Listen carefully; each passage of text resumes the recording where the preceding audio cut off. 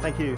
I think in any discussion about public broadcasting, we need to make a distinction between the principle of it and the practice of it, between the question of whether it's a good idea in principle and the question of whether it currently works in practice.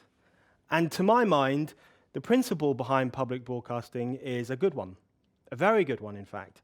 I think having a public broadcaster is a positive, uplifting, universalizing idea. But the problem is that today, the practice of it, the way in which public broadcasting conceives of itself now and does its thing, is way below par. It is extremely shoddy, in my view. It has lost its way, and it needs a massive rethink. But I think we do need to be careful that in criticizing the practice, we don't undermine the principle. And to me, the principle of public broadcasting is this. It is a good thing to have a broadcaster that works to a different standard, a higher standard than commercial broadcasters. A broadcaster which has a duty to provide the public with the best of culture and the best of information. And most importantly, a broadcaster which doesn't speak for any particular or fragmented section of society, but instead represents and speaks to the public in its broadest sense. I see the ideal of a public broadcaster in a similar way to the ideal of a national library or a national gallery. You know, as the great Victorian-era cultural critic Matthew Arnold said about those kinds of institutions, their aim is to allow as many people as possible to know the best that has been said and thought in the world. And public broadcasting, although it comes, of course, much later than that Victoria-era kind of throwing open of museums and galleries to the public, was motivated in Britain by the same desire to provide the public with the very best of culture and knowledge. So Lord Reith, founder of the BBC, which I know much more about than the ABC, he said that one of his aims was to challenge ignorance by exposing people to the following: everything that is best in every department of human knowledge, endeavour, and achievement. That was the early mission of the BBC. So committed was it to exposing people to the best of human endeavour that on its radio broadcast in the 1920s, between 8 p.m. and 10 p.m., when it knew most people would be listening, it only played symphony, opera, and chamber concerts. It didn't play any other form of music or any form of discussion. The aim of the public broadcaster was to ensure that everyone, regardless of their class or wealth, would have access to the best culture. As Reith said about his promotion of opera music on primetime radio, the same music rings as sweetly in a cottage as it does in a mansion. So two values really drove the BBC in its early days. The first was a belief that some cultures were superior to others. They were better than others, and therefore they should be given priority by the public broadcaster. And the second was a belief in universalism, in the universalizing dynamic of great culture and great music, in the idea that everyone, regardless of origin or race or income bracket, was capable of appreciating great culture and should be allowed to do so. Now, of course, the early BBC was paternalistic. There is no question about that. I don't know if any of you have seen the comedian Harry Enfield's turn as Mr. Chumley Warner, a kind of 1940s-style BBC presenter, but it is very accurate. He does him as very posh, aloof. He talks about football games as if he's watching two African tribes clashing together, and that is what a lot of the early BBC was like. It was paternalistic. But it was the kind of paternalism that was built on a frustration with the little people for not getting enough high culture, not on the idea that the little people were incapable of appreciating high culture. So it was paternalism with a heart, really, paternalism with a conscience, which saw its aim as to enlighten the public and provide it with access to greatness, great culture, great news, great information. Things have changed in relation to the BBC and its conception of public broadcasting enormously in recent years. Today's BBC doesn't seek to enlighten the public with great culture. It's more interested in lecturing us and raising our awareness. It is more interested in giving back to us reflections of our own lives, or what it perceives to be our own lives, not reflections of great thoughts or great art or even great entertainment, really. What is interesting about the BBC today is that it has completely turned its back on the two ideals that underpinned it when it was founded. It has ditched its commitment to universalism, to the idea that things sound and look just as sweet in a cottage as they do in a mansion. So now the BBC doesn't treat us as one public, it compartmentalizes us. It sticks people into boxes and it speaks to us one group at a time.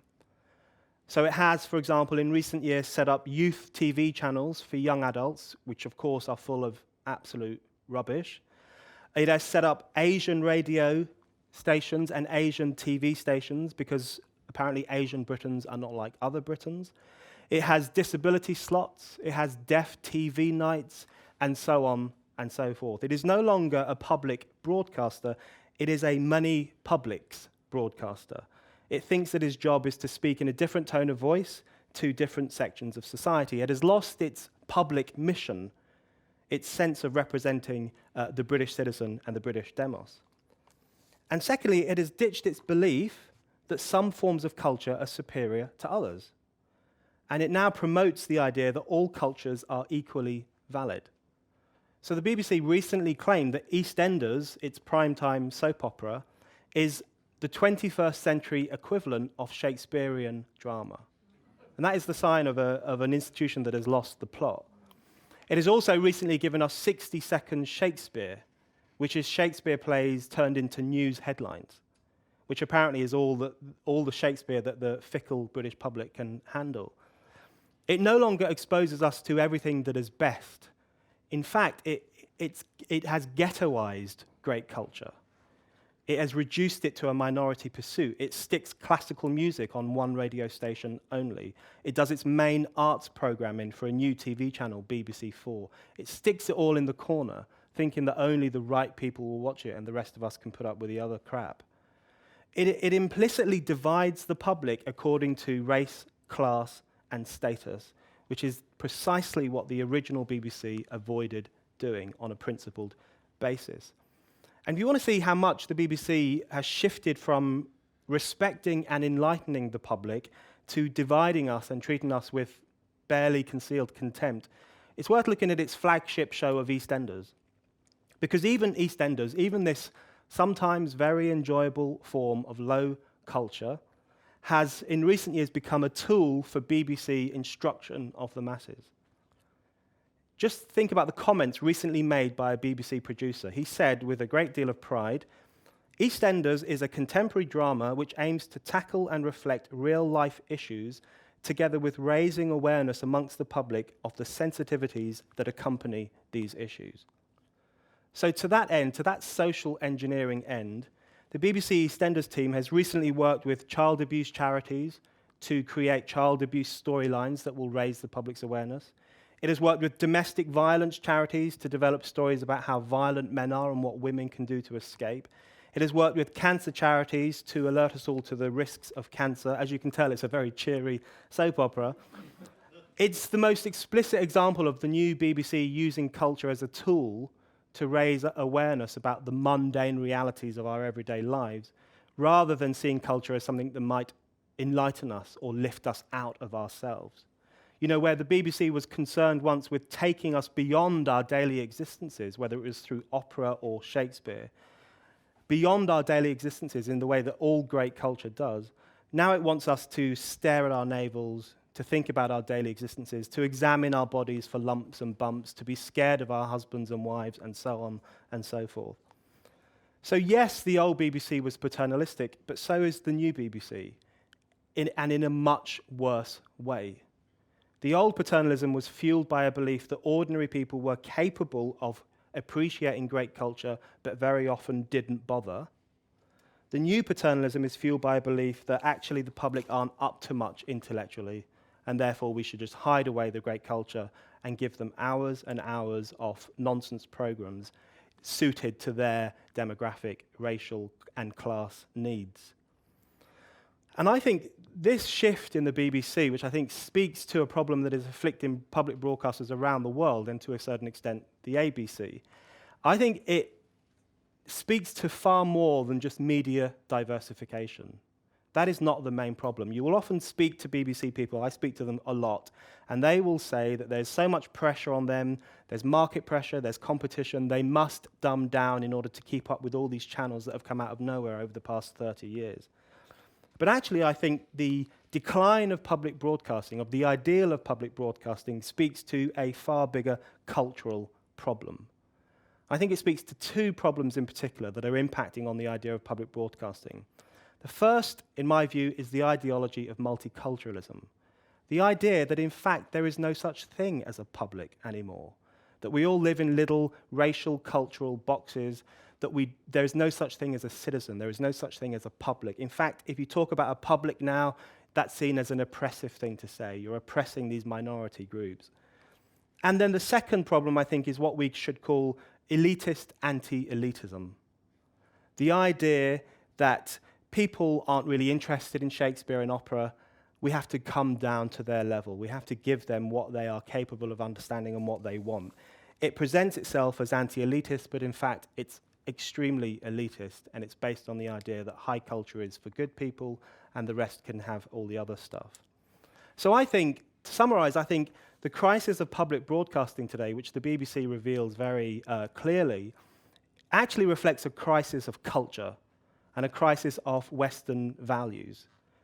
It reflects the idea today that there is no such thing as a public and there is no such thing as culture.